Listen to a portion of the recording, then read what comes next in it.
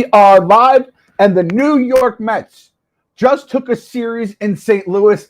Phil, it's Clem and the Meek, Phil. Phil, I'm telling you, baby, I think it's a magical season. How many times do we go into St. Louis, stumble up, and we're, ready to cancel the season?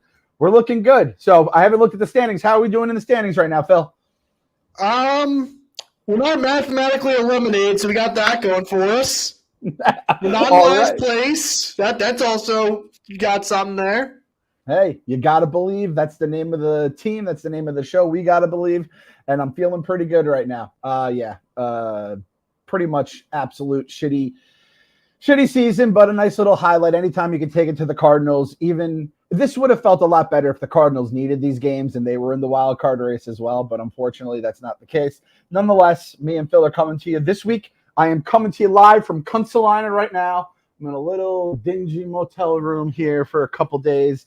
Everyone I know is on vacation right now. It's absolutely crazy, like in terms of the families and stuff in my life. So it's a wild time right now, but I'm in Kunsalina. And what am I doing right now? I am chilling. I am living that retirement life, taking it easy. We got the beach outside. The kids are not here right now. We have the pool. And I got my Coors Lights. Blue Mountains are absolutely frigid right now. I pop it, I drink it, and I check in on my Metis. The best part about being away right now, my buddy is right down the road. He has the package, so I can actually watch the Mets. I don't have to worry about YouTube TV blacking me out. I don't have to worry about extra innings blacking me out. I don't have to listen to that Yankee fan radio announcer anymore. I get to sit back, relax, watch the Mets. Yesterday was not very fun, and it wasn't even Cookie's fault. I can't even blame Cookie. But I got my Coors Light, and it's putting me in that retired state of mind. Take advantage of the free will that comes with summer by chilling like a retiree and pair those moments with Coors Light, the beer that's made to chill. It's perfect for all your summer plans or lack thereof. No judgment here. We don't have summer plans. We don't have fall plans. We just have 2024 plans, but we'll get into that in the future with Farmer Phil. So this summer, chill like you're retired with Coors Light. Get Coors Light delivered straight to your door with Drizzly or Instacart by going to CoorsLight.com/believe. Celebrate responsibly. Coors Brewing Company, Golden, Colorado. All right, Phil. The first thing here, the highlight. I'm going to say this is the highlight. It was clearly the highlight of the series. The second half, the highlight of the second half, non-minor league highlights, that is, which is basically all we live for now, and maybe the highlight of the season. Our boy Pete Alonso. Oh, you're going with that. I was saying that you're saying the highlight season with Max Scherzer not going 4 innings versus the Brewers yesterday. You're getting up with that. I didn't realize our boy Max stumbled up in a big game there, huh? Yeah. Tried to avoid a sweep versus the Brewers. Couldn't make it out the fourth inning with nearly 100 pitches. So good for Max. We got Luis Angel Acuna, who is getting better batted ball profiles with us, I should say. Okay, I'll take that. And I'm looking at the standings now. Rangers are still 2.5 up on the Astros. The Rangers have lost 4, but the Astros have lost 3. So if the Astros actually showed a little bit of fight this weekend, they could be in first place right now. But Max coming up short in a big game. Never heard that one before. That's the first time for me. Yeah. I'm talking about Pete Alonso. This was Friday night, I believe, right? Yeah, Friday night. Masyn Winn gets his first hit of his major league career, and Pete Alonso gets it and just tosses it into the crowd. I mean, not to the kid at the first row, doesn't throw it to the ball boy. He throws it about 15 rows deep into the crowd. It was like a lollipop. It was like Tyrod Taylor's touchdown to Jalen Hyatt. Did you see that one where he just lofted it up? And I'm like, what the hell is he throwing to? And then Jalen Hyatt's just there by himself because of a safety that no longer can be on the Panthers. There's no way you can get cooked like that in the preseason. So Pete Alonso doing that. Lots of takes were happening. Since you were clearly watching that live and knew everything that was going on, what was your initial take of how all that went down? Well, my initial take was, one, I was watching Rough and Rowdy with the fellas in the social cave, just doing my job there. Rough and Rowdy was a great event. You should buy RNR.com. Buy RNR.com. I think the next one will be in December, so that's good. And when I didn't see it actually happen, but I was scrolling through Twitter and I see a Cardinals beat writer say it, and I'm like, oh, wait a minute. Let me get this on like the baseball account or something. Because you had the game in the top right TV, but it's like we're not paying attention to that. And for a minute, I was like, oh, Pete may have did this intentionally. And then I was looking at it again. I was like, no, he's just an idiot. And that's I think the biggest takeaway. He's like our big dumb idiot. We love him. He's our big lug. Everyone else basically hates him in baseball, but we love him. He hits home runs, he mashes. He says a couple like silly quotes that make us bang our head against the wall. But he's just our big polar bear. And the fact that he just takes that, I guess they had said, "Hey Pete, we want we're going to change the ball out." So he probably just thought, it was just one of those things that just hit. We're going to get a fresh ball. So he just launches into the crowd, doing it for the kids, doing it for the fans, trying to grow the game. Very nice stuff. And was an absolute disaster. Afterwards, they interviewed him on SNY. He looked like he had just run over someone's dog. You could tell he felt bad about it. And then word came that he sent Masyn Winn a bottle of Don Julio 1942 tequila, which I imagine is some pretty good stuff. I'm not a big tequila guy. And then an autographed bat with a personalized message. And he said, hey, sorry about last night, how everything went. Did he get the ball back? That's the first question I have. One, he got the ball back. Two, I'm just double checking. Masyn Winn is 21 years of age. So Pete did not give a minor alcohol. Let's just get that out the way. Thank God. That would have been the most Mets thing ever, is Pete Alonso getting arrested for giving a minor alcohol because he threw the ball in the crowd like an absolute meathead. And again, I love Pete. He's a meathead. You don't hit the fuck bombs he hits unless you're an absolute fucking meathead. It says Masyn Winn was born in 2002, so that means he's 21 years old. I'm trying to see when in 2002. Yeah, because it doesn't show his birthday anywhere. No, but it does. March 2002. So okay, we're good. It got a couple months. It would have been even funnier if Pete did that on his birthday. And that's the reason I think this is the highlight of the season, because Pete throws that ball so fucking high, and Masyn was just looking at being like, oh God, no.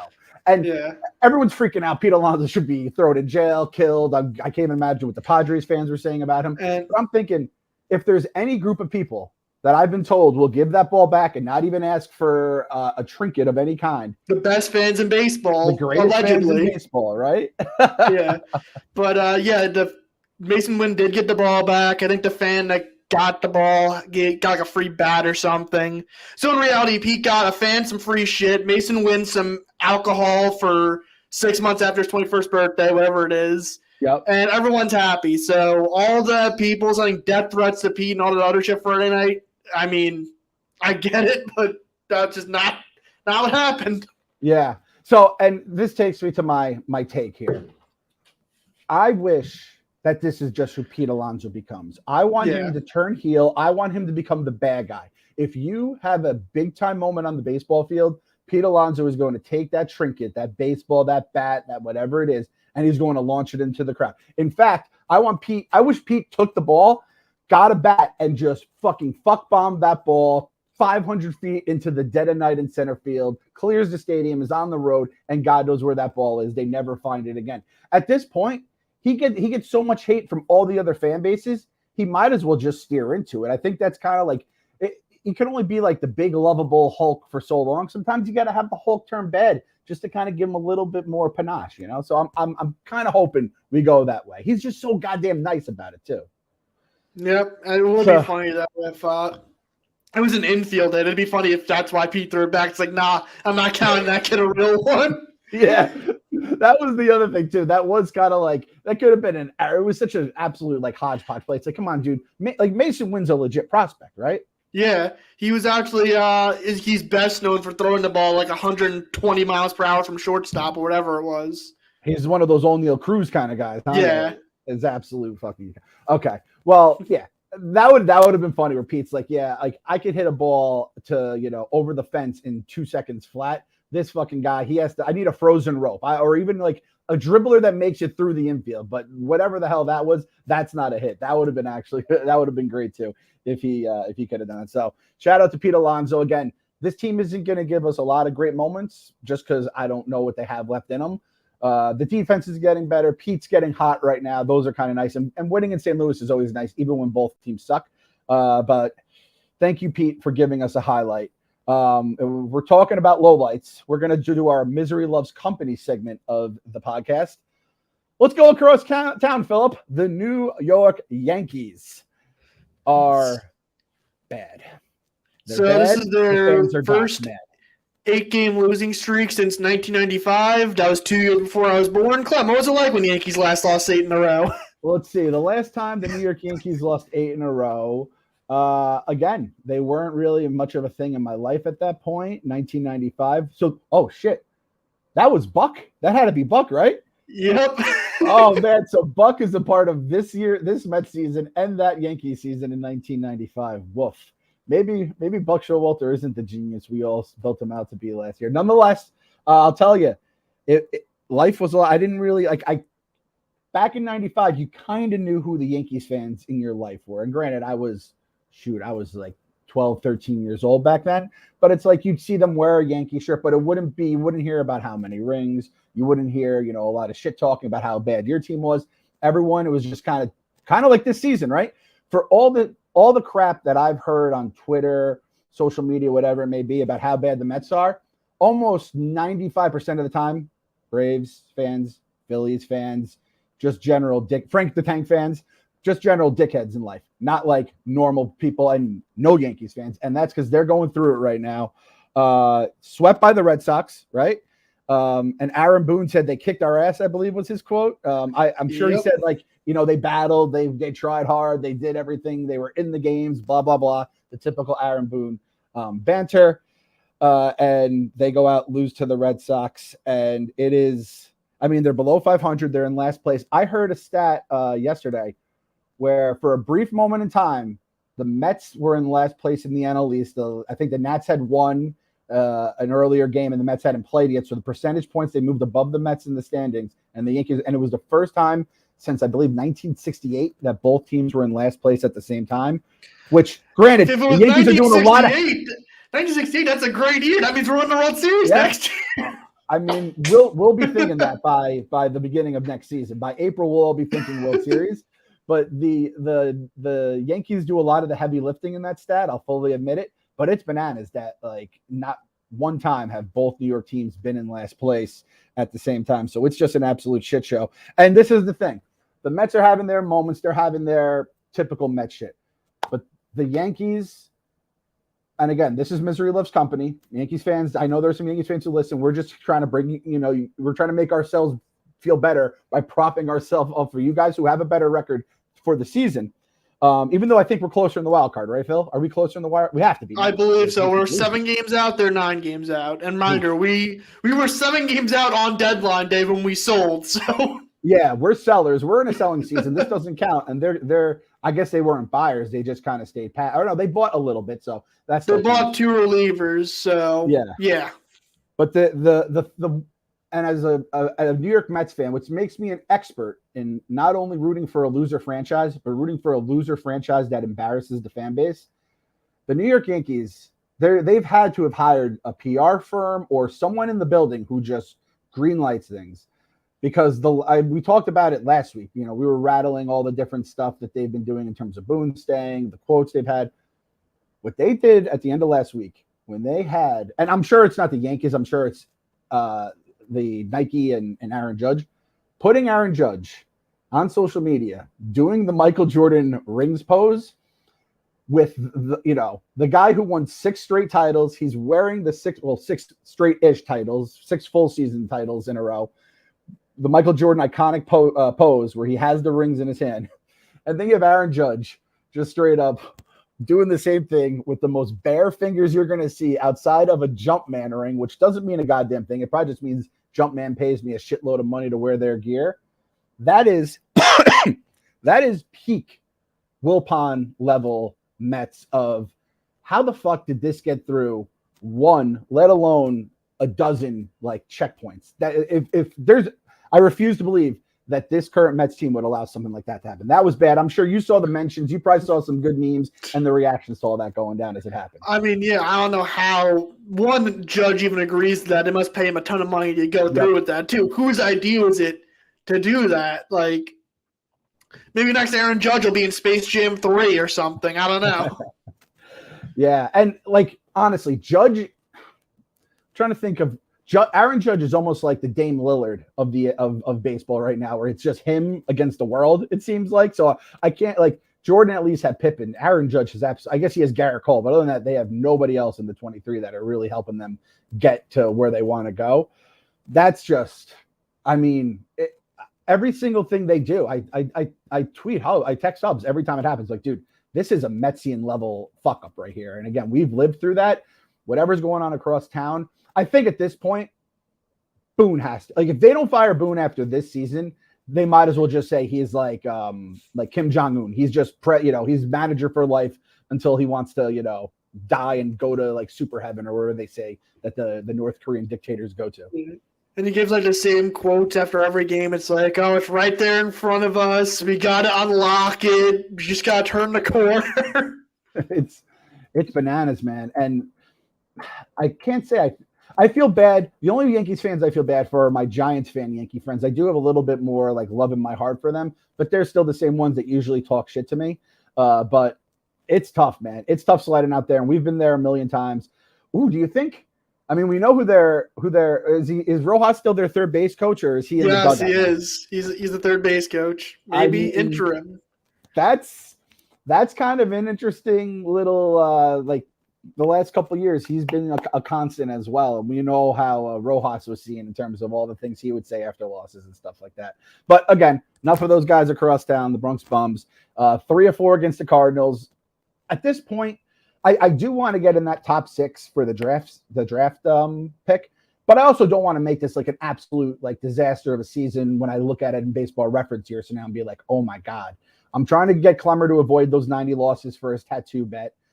There's not much wiggle room you can get in terms of if you keep losing. It's a lottery when it's all said and done. And what might happen to us against Atlanta the next 3 games is going to be so bad. You got to win some games when you can at this point, right? Yeah. I think I told Clemmer that he has to go like 15-23 to avoid the infamous tattoo bet.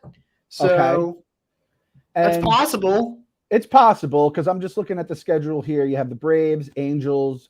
So you have the Rangers who are good, the Phillies who are fighting, the Marlins who are fighting, the Reds who are fighting Arizona. So you have a lot of teams in the mix. Minnesota, Seattle. Everyone here needs to win. You don't have a lot of teams like the Cardinals who are just straight dead in the water. So there's going to be teams that are trying from here on out.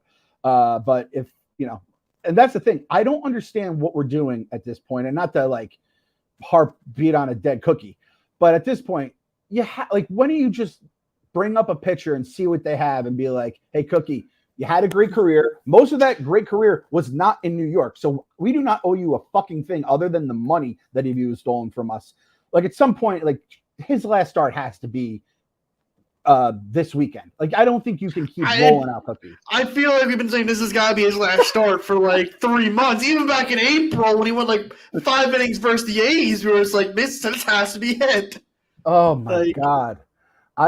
They always say like he must have some sort of picture of Steve Cohen doing something very, very wrong, which I'm sure there's a few of those in the world. But it's crazy that he's still here because I have to talk to Joe DeMayo and be like, hey, which guys could actually come up and give you a major league start? And I don't know how many. If I said how many guys can give you what Cookie gives you a typical start, there's probably every single guy in our minor league system can basically do that at this point. Yeah, I mean, I tweeted this out yesterday of Mets history of guys with at least 19 starts. He has the highest ERA in franchise history. In seconds, 2018 Jason Vargas. His ERA is like 70 points lower, whatever it was. And Jason Vargas was like a legitimate enemy of every Mets fan. Remember, we just shit all and over Ryder. Yeah, and Ryder. Yep.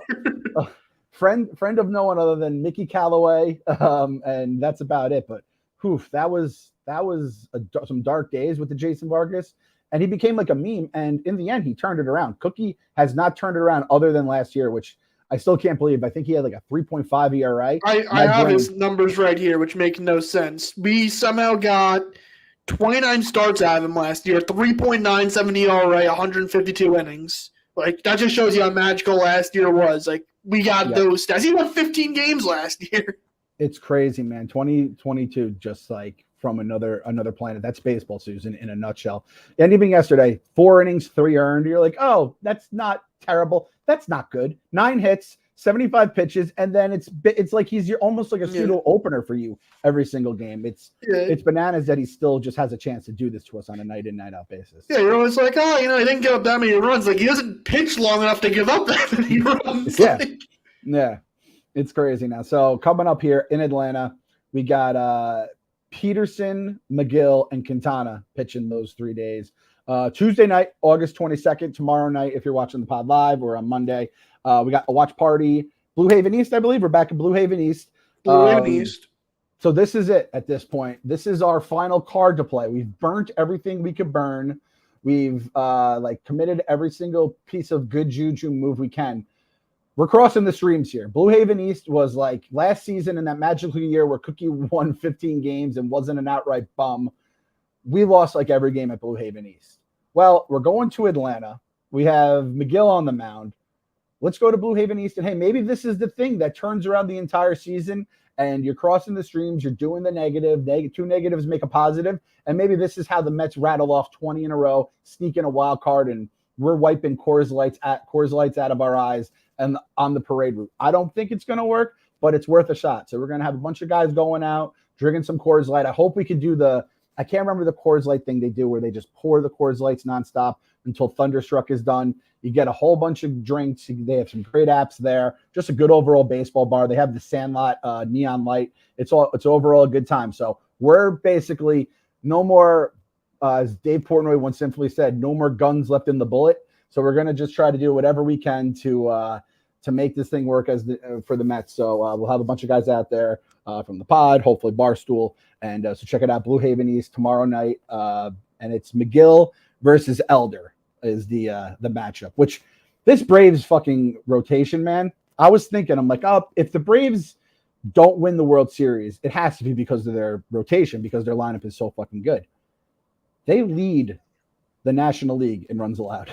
So yeah, I might not be right about that, but it does feel like it's so, we said this last season, it's so stupid baseball. You know what I mean? You can there's so many ways you can just completely fucking blow up or get blown up by either if you're pitching or you're hitting, just if the bats go cold at the absolute wrong time. And we'll be rooting for literally every team that faces the Braves. Even if it's Phillies Braves, I think we're all at the point where we are rooting for the Braves, for the Phillies over the Braves, and then obviously Dodgers. I couldn't care less about any of the other teams to win. So let's go, everyone but the Atlanta Braves, starting with tonight, Monday, August 21st, in the ballpark.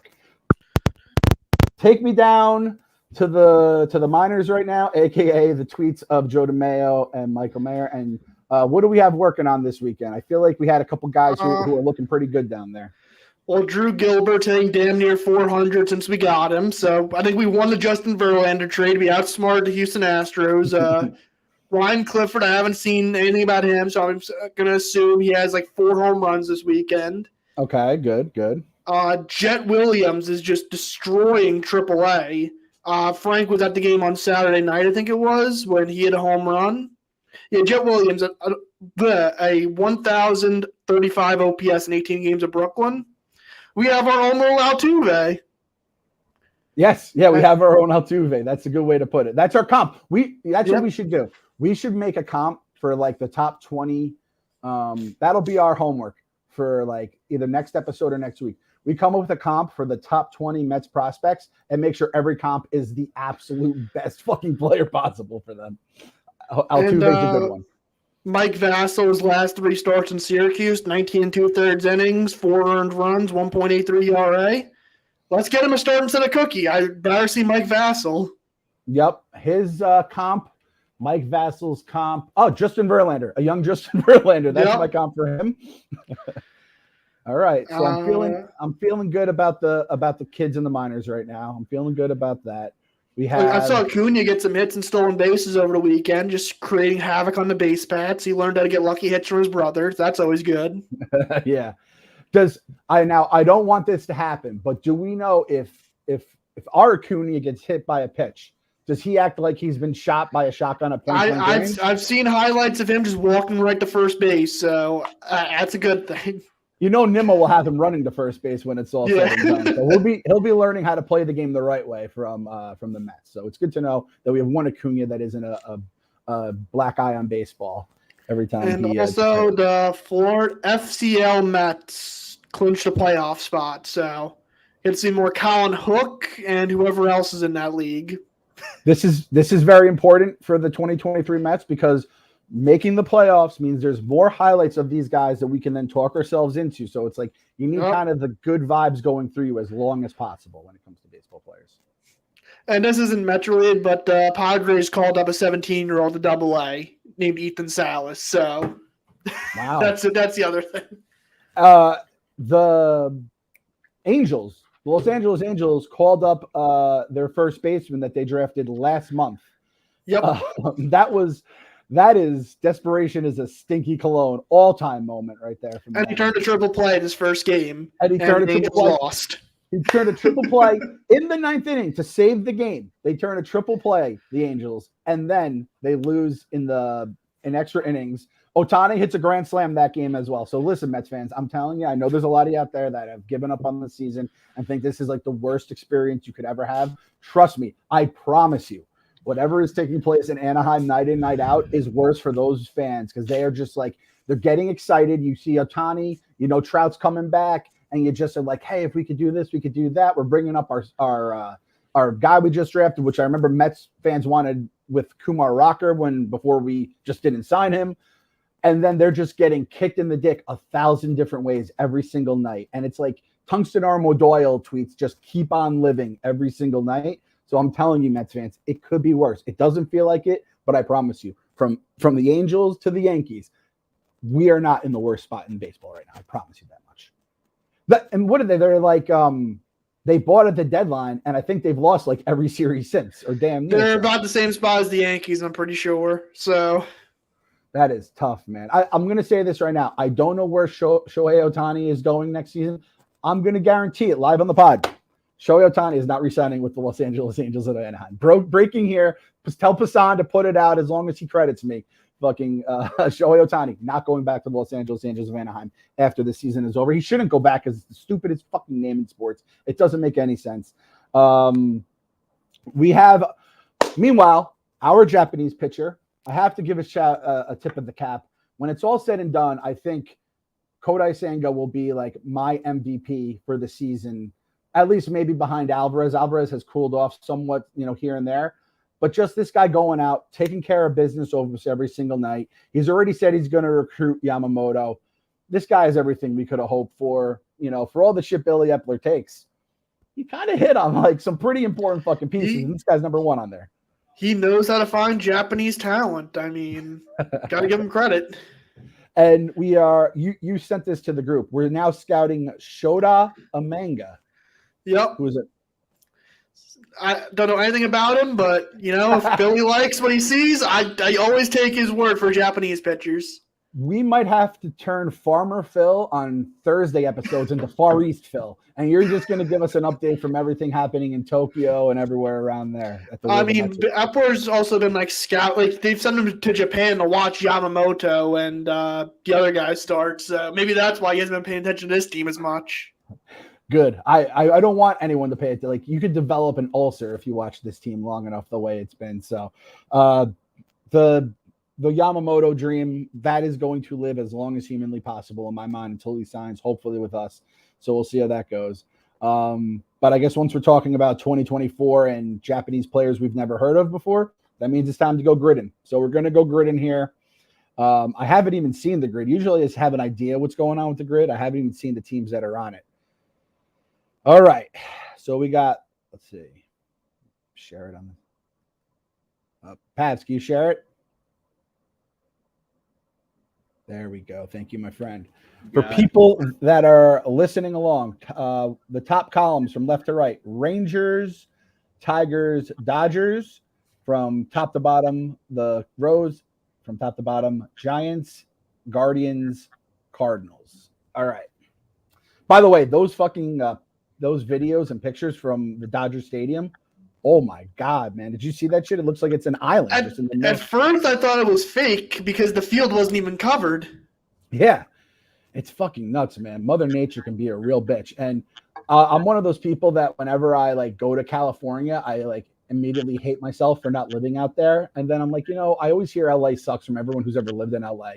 And I'm like, I would just be a complete scaredy cat about earthquakes. The fact these people are fighting a tropical storm and an earthquake at the same time is an unbelievable fucking bad beat, man. So everyone stay safe out there. Hope all is well. And hopefully Dodger Stadium can get out from underwater. It's fucking Atlantis right now. So we're going to grid right now. Pabs, you got anything for me here?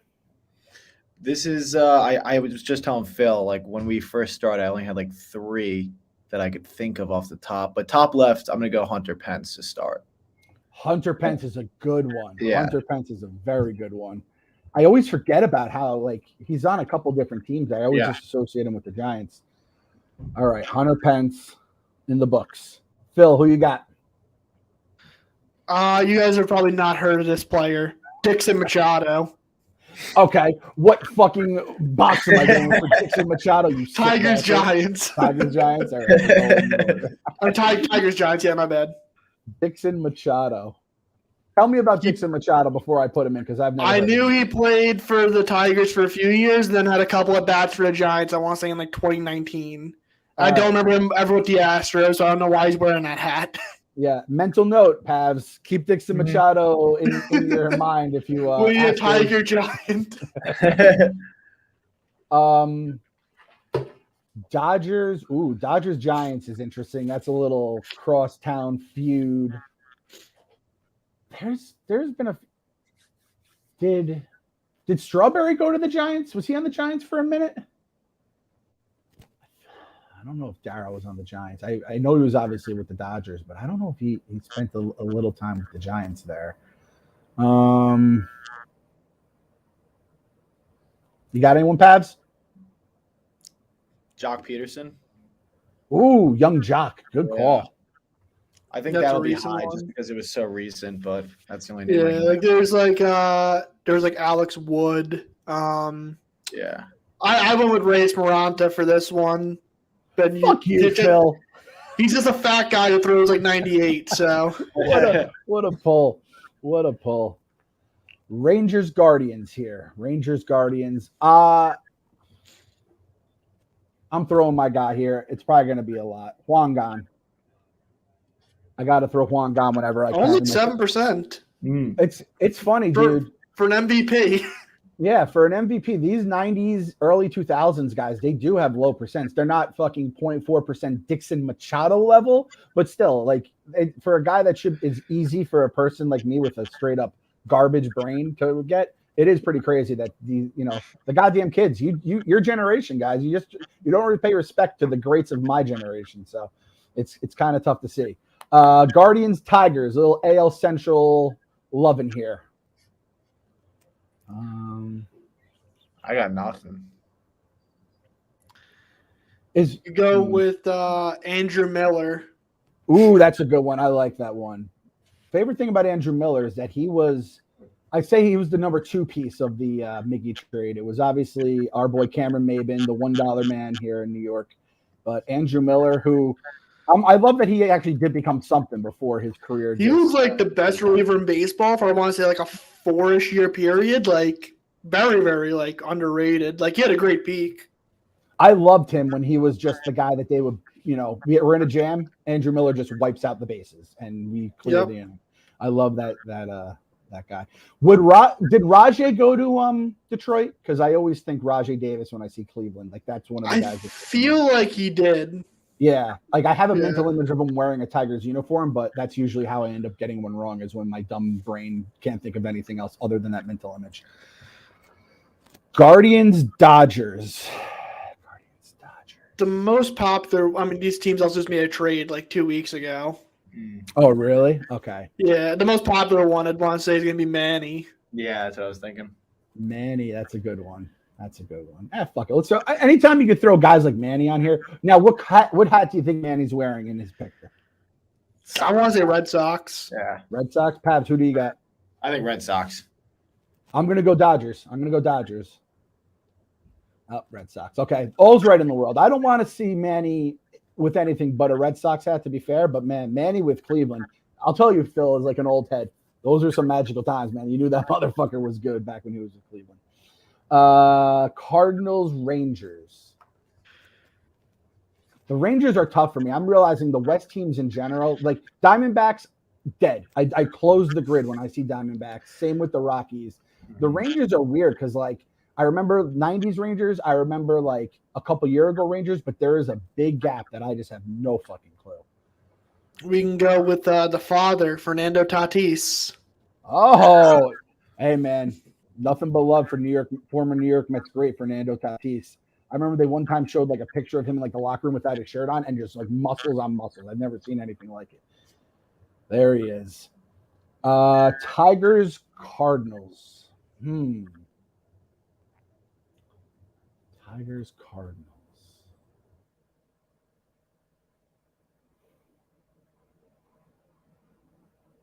All right, Phil. Yo, Pabs, you got anything?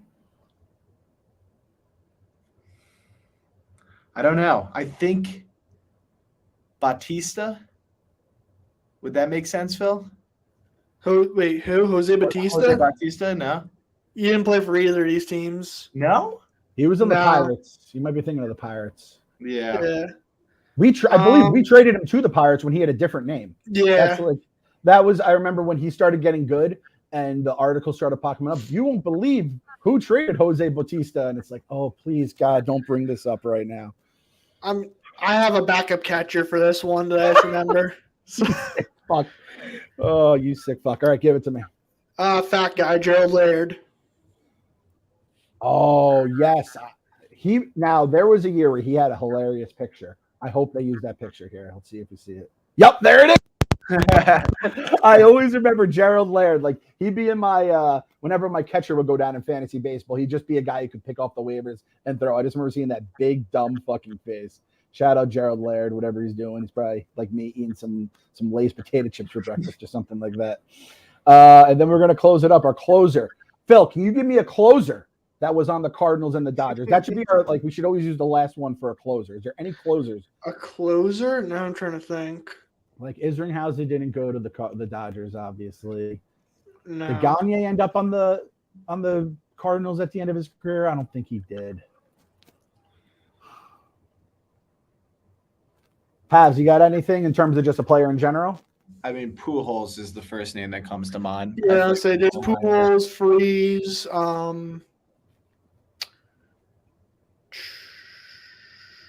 I can't really think of any relievers that swapped. I know Shelby Miller was a starter for the Cardinals, and now he's a reliever for the Dodgers. Oh, that motherfucker. Shelby Miller getting traded for Dansby Swanson is one of those things that will fucking irk me for the rest of my life. And obviously that was before even last season happened.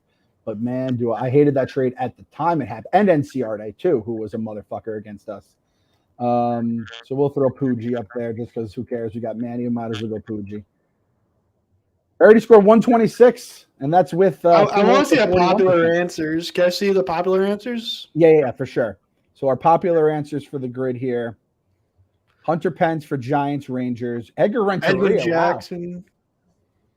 Jock was the number one for Dodgers, Giants. Kluber. I'm surprised Kluber is actually the favorite for that because he only pitched one inning for the Rangers. Oh, that is a good one.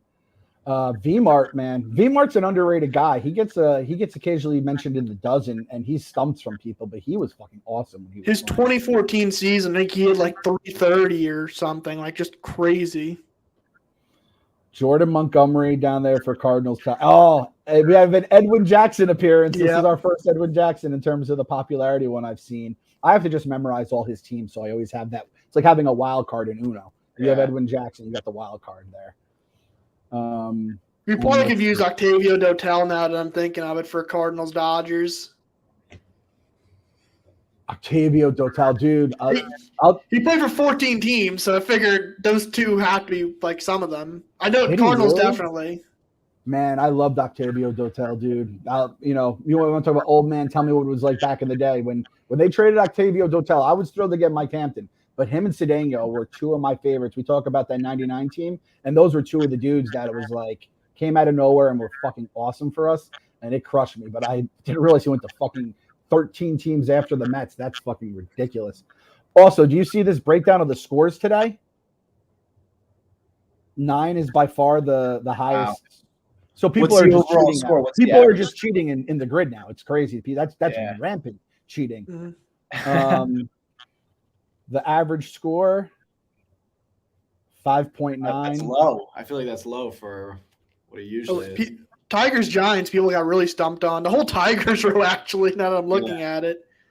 Tigers are tough. I guess the Tigers are kind of tough. I actually had forgotten that Prince went to the Tigers. He was on the dozen yesterday, Daily Dozen. Was Prince got signed with the Tigers and got traded like a season later to the Rangers? I thought he signed with the Rangers. That's fucking dirty. They did it to Cecil's kid like that, man. Because they tried Miguel Cabrera at third base and realized he cannot play third base at this age. That's right. Him and Prince were supposed to be like the dynamic duo there. Lefty righty, just straight up mashers. Prince Fielder like hit for average. Like people don't realize that. I think Prince Fielder was like a 330 hitter at one point.